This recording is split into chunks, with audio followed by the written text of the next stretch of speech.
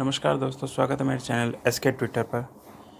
अगर आप चैनल पर पहली बार आए हैं तो चैनल को सब्सक्राइब कीजिए। अगर वीडियो अच्छी लगती है तो लाइक और शेयर कीजिए, कमेंट कीजिए अगर कोई सजेशन है तो। आज मैं आपके लिए मॉर्निंग डियर चिल्ड्रन, आज मैं आपके लिए लेकर आया हूँ NCERT books class 4th English यानी मैरीगोल्ड यूनिट 2। इसमें एक पोएम और एक चैप्टर है। पोएम का नाम है नोजेस और चैप्टर का नाम है द लिटिल फर ट्री। तो पहले हम बात करेंगे द नोजेस के बारे में। तो चलिए शुरू करते हैं। हमारी जो पोएम का नाम है noses. I looked in the mirror and looked at my nose, it's the funniest thing the way it grows, stuck right out where all of it shows, with two little holes where the breathing goes. I looked in the mirror and saw in there the end of my chin and the start of my hair, and between there isn't much space to spare with my nose, like a handle sticking there. If ever you want to giggle and shout and can't think of what to do it about, just look in the mirror and then no doubt you will see how funny your nose stick out. तो ये हमारी poem है। इसके जो poet हैं Elin Fisher. अब इसकी meaning देख लेते हैं। I looked in the mirror and looked at my nose, मैंने शीशे में देखा और अपनी नाक को देखा। It's the funniest thing the way it grows, यानी ये इतनी मज़ेदार मजाकिया चीज़ है जिस तरह से ये बढ़ती है।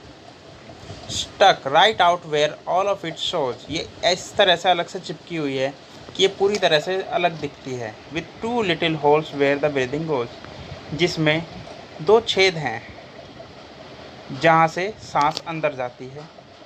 I looked in the mirror and so in there the end of my chin and the start of my hair, जब मैंने शीशे में देखा तो देखा कि मेरी ठोड़ी के अंत में और जहाँ से मेरे बाल शुरू होते हैं, and between there isn't much space to spare with my nose, और वहाँ पर मेरी नाक के बाद कोई जगह नहीं बचती। Like a handle sticking there, जिस तरह से नाक चिपकी हुई है एक हैंडल की तरह।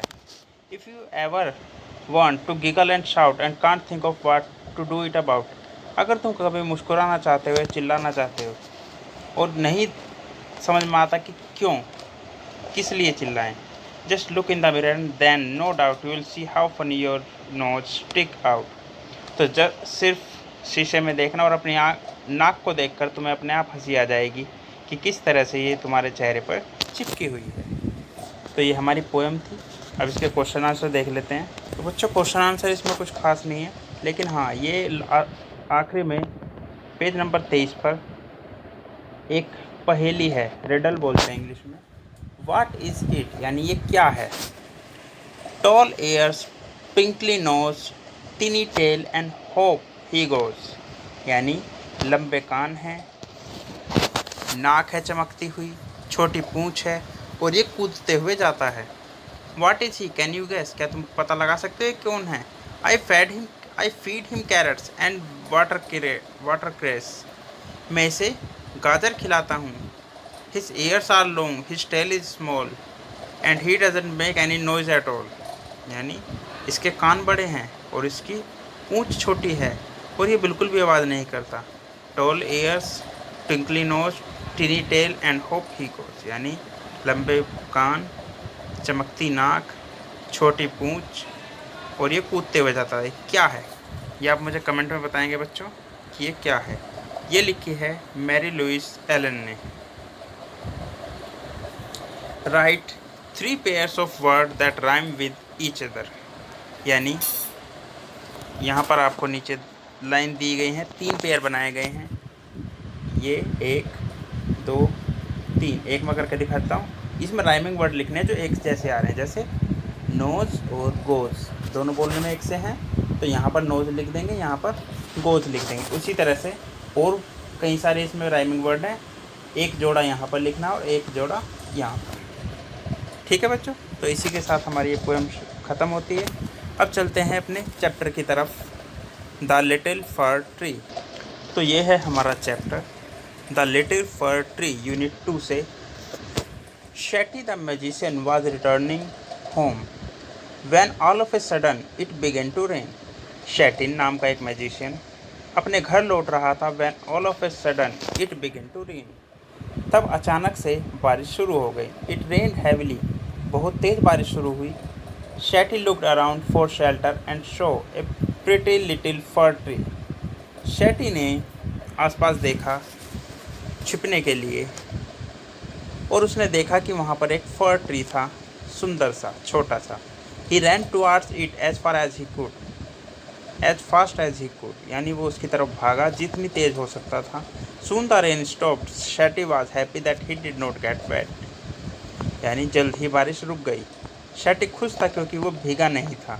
Thank you, you have been kind to me. तुम्हारा धन्यवाद, तुमने मेरी मदद की. I would like to reward you. As for ask for 4 wishes and I will grant them, said the magician. Magician ने कहा कि मैं तुम्हें कुछ इनाम देना चाहता हूँ. मैं तुम्हें 4 विश देता हूँ जो मैं तुम्हारी पूरी करूँगा. अब चलते हैं अगले page.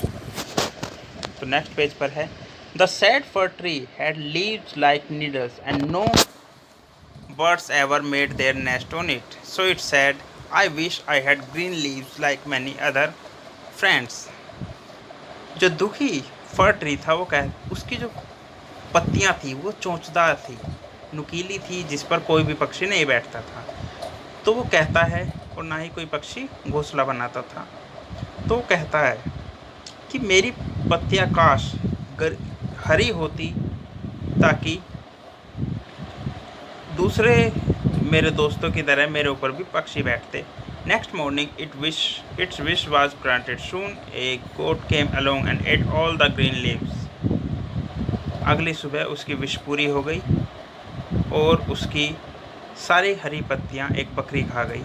Oh dear, said the fir tree, I wish I had gold leaves, as goats do not eat gold leaves.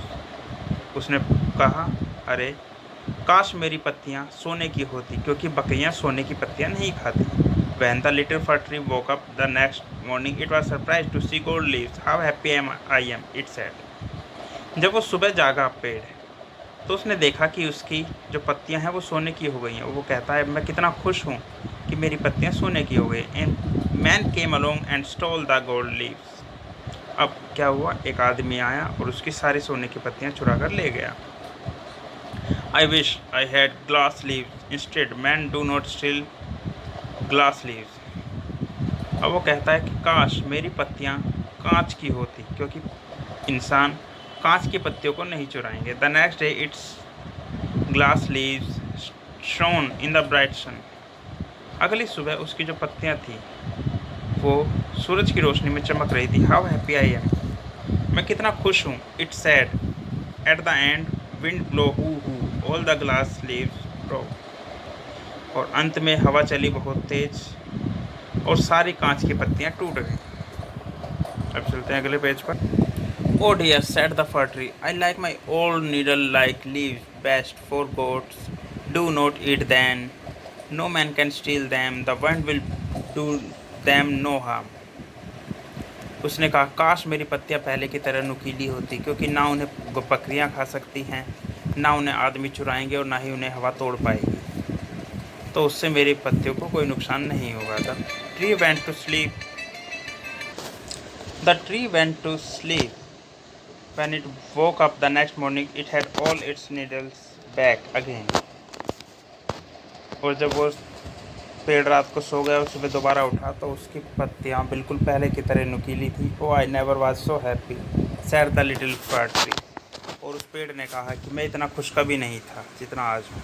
अब इसमें कुछ नए वर्ड्स आए हैं जैसे प्रिटी मतलब सुंदर, नीडल्स मतलब सुई, लीव्स मतलब पत्तियाँ, गोल्ड मतलब सोना और स्टोल मतलब चुरा लिया. तो इसी के साथ ये इस चैप्टर की रीडिंग ख़त्म होती है. तो चलते हैं इसके क्वेश्चन आंसर की तरफ. पेज नंबर 27 पर पहला क्वेश्चन है, रीडिंग इज़ फन में से टिक द करेक्ट आंसर. यानी जो करेक्ट आंसर है, 4 ऑप्शन है, 1 2 3 ऑप्शन है एक क्वेश्चन में. जो सही है उस पर राइट का निशान लगाना है, बाकियों को छोड़ देना है. पहला क्वेश्चन है A, the pretty little fir tree was happy with gold leaves but, यानी जो छोटा पेड़ था वो सोने की पत्तियों से खुश था, लेकिन अब लेकिन के बाद बताना है कि क्या हुआ। एक goat came along and ate them, क्या बकरी उन्हें खा गई। All the leaves goat wet in rain, क्या सभी पत्तियां पानी में भीग गई, या फिर एक आदमी ने उन्हें चुरा लिया। तो जो यहाँ पर सही लगता है उस पर आप राइट का निशान लगाएंगे। स्टोरी में पहले पढ़ चुका हूँ, तो आप स्टोरी में पीछे जाकर चेक कर सकते हैं कि क्या हुआ था। इसके बाद आता है B, the fir tree was sad, यानी जो पेड़ था वो दुखी था, क्यों। Because it had yellow leaves, because it had needed like leaves, because it was very short, यानी क्या उसकी पत्तियाँ पीले कलर की थी इसलिए दुखी था, उसकी पत्तियाँ चोंचदार नुकीली थी इसलिए दुखी था, या फिर वो बहुत छोटा था इसलिए दुखी था। C, the fir tree was not happy with the gold leaves, यानी जो छोटा पेड़ था वो सोने की पत्तियों से खुश नहीं था, क्यों। जो ए में आंसर था वो यहाँ पर आंसर आएगा। बिकॉज द गोट केम, यानी बकरियाँ उसे खा गई। ए मैन स्टोल दैम, यानी आदमी ने चुरा लिया। या फिर द गोल्ड लीव्स ब्रोक, या सोने की पत्तियाँ टूट गई। तो किस लिए दुखी था उस पर आप राइट का निशान लगाएंगे। चलते हैं अगले क्वेश्चन पर। अब ये जो हमारा क्वेश्चन है पेज नंबर 28 पर है, वर्ड बिल्डिंग। अभी हम यहाँ पर वर्ड के बारे में देखेंगे। वर्ड हमारा क्या है, by question number 1, by changing the circle word to its opposite rewrite this sentence one has been done for you, यानी जिस वर्ड पर सर्कल किया हुआ है उसका अपोजिट लिखना है और उस सेंटेंस को दोबारा लिख देना। जैसे पहला ए कर रखा है, I carry a light bag to school every day, तो लाइट पर सर्कल है तो लाइट का अपोजिट क्या होगा, I carry a heavy bag, यानी हैवी बैग इसका अपोजिट है टू स्कूल एवरी डे। ठीक है बच्चों, इसी तरह से जो सर्कल वर्ड है उसको अपोजिट करके और सेंटेंस को दोबारा लिख देना है। रीना वॉन द रेस, यानी रीना रेस जीत गई। जीतने का उल्टा होता है हारना, और वॉन का उल्टा क्या होगा, opposite lost. I love eating vegetables, love का अपोजिट क्या होगा, लव को अपोजिट करके और सेंटेंस को दोबारा लिख देंगे। D, this glass of milk is full, यानी फुल का अपोजिट क्या होगा, फुल का अपोजिट एम्प्टी भी हो सकता है और हाफ भी हो सकता है, तो आप कुछ भी लिख सकते हैं, दोनों सही माने जाएंगे। E, the old man is wise, यानी जो बूढ़ा व्यक्ति है वो बुद्धिमान है। वाइज का जो अपोजिट होता है वो लिखकर सेंटेंस को दोबारा लिखेंगे। अब आता है इसका सेकंड क्वेश्चन पेज नंबर 28 पर ही। Now give the opposite of the words below by U N और आई एम, यानी सभी वर्ड्स में किसी में एन जुड़ेगा या आई एम जुड़ेगा, किसी में यू एन जुड़ेगा। जैसे अनहैप्पी होगा या इम हैप्पी होगा। जैसे हैप्पी से पहले अगर हम अन लगा दें तो वो हो जाता है अनहैप्पी, तो यहाँ पर हमारा होगा अनहैप्पी। उसी तरह से पोलाइट में क्या लगाएंगे, इम्पोलाइट, सीन में अनसीन, प्रॉपर में इम्प्रॉपर, लक्की में अनलक्की, पॉसिबल में इम्पॉसिबल। इस साइड के आप करेंगे अपने आप। ठीक है बच्चों, अब चलते हैं इस चैप्टर के आखिरी क्वेश्चन की तरफ जो पेज नंबर आपको 32 पर मिलेगा। वैसे इसमें और भी क्वेश्चन है, अगर आप चाहें तो कर सकते हैं, लेकिन फ़िलहाल मैं कुछ ही करा रहा हूँ क्योंकि वरना वीडियो बहुत लंबी हो जाएगी। तो जो ज़रूरी है या जो अभी करने लायक है मैं वो करा देता हूँ। थर्ड क्वेश्चन है, which of the following action would make others happy और अनहैप्पी, यानी इनमें से कौन सी बातें लोगों को खुश करेंगी और कौन सी दुखी करेंगी। Action that make people happy, जो हैप्पी करेंगी वो इस लाइन में आएंगी यहाँ पर, और जो अनहैप्पी करेंगी वो इस लाइन में। जैसे दो मैं कर देता हूँ, रेस्पेक्टिंग एल्डर्स, यानी एल्डर्स की अगर हम रेस्पेक्ट करते हैं तो लोग खुश होते हैं, दुखी होते हैं, खुश होते हैं। तो इस वाले को हम यहाँ लिखेंगे फर्स्ट में, मैं लिख देता हूँ फर्स्ट में। नोट सेइंग थैंक यू, यानी अगर हम किसी को थैंक यू ना कहें तो क्या वो खुश होगा, नहीं, वो अनहैप्पी हो जाएगा, तो इसे हम लिखेंगे दो में।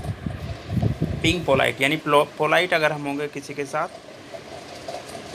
Being polite playing with friends, यानी दोस्तों के साथ खेलते हुए अगर हम पोलाइट होंगे तो वो खुश होंगे, यस, तो इसे हम दोबारा 1 में लिखेंगे। उसी तरह से जो हैप्पी वाले उन्हें 1 की साइड और जो अनहैप्पी वाले उन्हें 2 की साइड लिख देंगे, और ये आपका चैप्टर यहाँ पर फिनिश हो जाएगा। अगर आप और भी कोई सवाल पूछना चाहते हैं या कोई और चैप्टर पढ़ना चाहते हैं या सुनना चाहते हैं तो आप कमेंट में लिख सकते हैं, नेक्स्ट वीडियो में उसकी बना दूँगा। वरना बाकी सिस्टम से जो नॉर्मल चल रहा है, हर सब्जेक्ट का एक एक चैप्टर चलता रहेगा। Thank you.